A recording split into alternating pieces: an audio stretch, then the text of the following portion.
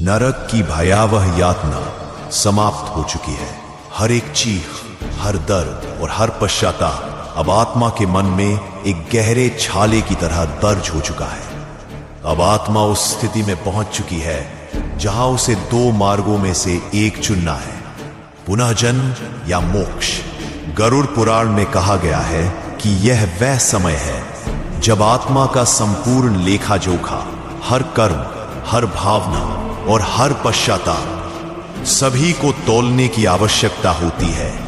यमराज के दरबार में आत्मा से अंतिम प्रश्न पूछा जाता है, क्या तुमने अपने जीवन के कर्मों की वास्तविकता समझी? अगर आत्मा ने सच्चे दिल से अपने कर्मों को समझा और पश्चाताप किया तो उसे पुनः जन्म की अनुमति मिल जाती है। लेकिन यदि अभिमान, मोह और क्रोध का अवशेष अभी भी आत्मा में मौजूद हो तो उसे और भी कठिन परिस्थितियों में पुनर्जन्म देना होता है। गरुड़ पुराण में एक वाक्य है, मनुष्य अपने कर्मों से ही जन्मता है और वही कर्म उसे सुख या दुख प्रदान करते हैं।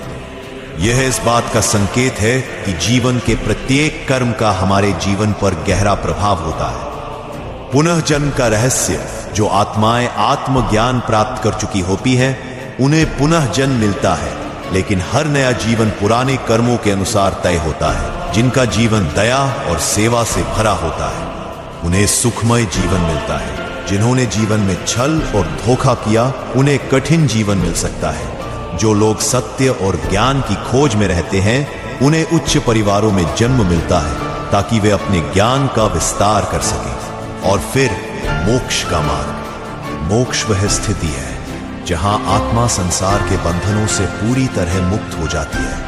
यह केवल उन्हीं आत्माओं को प्राप्त होता है जिन्होंने अपने जीवन में मैं और मेरा की सीमाओं को पार कर लिया, जिन्होंने अपने भीतर से मोह, क्रोध और अहंकार को समाप्त कर दिया हो और जिन्होंने समर्पण की भावना से ईश्वर को अपनाया।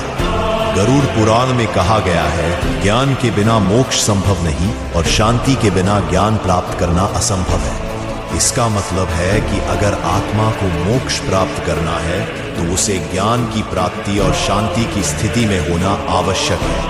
मोक्ष का अर्थ है संसार के जन्म मृत्यु के चक्र से मुक्ति, अनंत शांति और आनंद, आत्मा का भगवान में विलय और संपूर्ण बंधनों से छुटकारा। जब आत्मा मोक्ष प्राप्त कर लेती है तब वह न कहीं जाती है न कहीं आती है। वह केवल ईश्वर में समाहित हो जाती है जहां कोई दुख, भय और पुनर्जन्म नहीं होता। लेकिन जो आत्माएं इस ज्ञान से दूर है उन्हें फिर से पृथ्वी पर जन्म लेना होता है। ये जन्म किसी भी रूप में हो सकता है, इंसान के रूप में या पशु पक्षी के रूप में, जब तक कि वह सच्चे ज्ञान को प्राप्त न कर ले।